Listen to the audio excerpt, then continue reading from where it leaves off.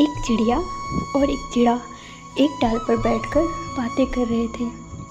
चिड़िया बोली, तुम मुझे छोड़कर तो नहीं जाओगे ना?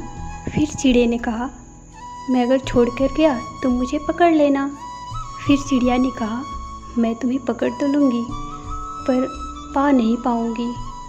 फिर चिड़िया की यह बात सुनकर चिड़े की आंखों में आंसू आ गए और चिड़े ने अपने पंख काट दिए। फिर चिड़े ने कहा, अब मैं कहीं नहीं जाऊंगा, तुम्हारे ही पास रहूंगा हमेशा। और समय बीतता है और एक दिन अचानक से बहुत तेज का तूफान आता है। फिर चिड़िया उड़ने लगती है।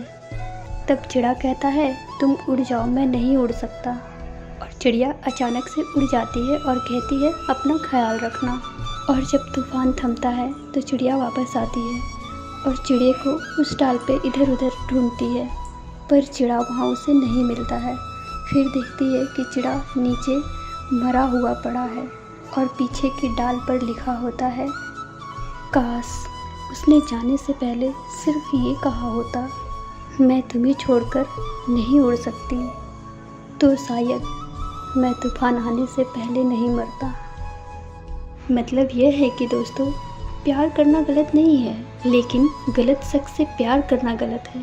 वो कहते हैं ना, तू मतलब की दुनिया में तू क्यों बहता है, जरा संभल कर चल, यहाँ हर शख्स टूट कर बिखरता है।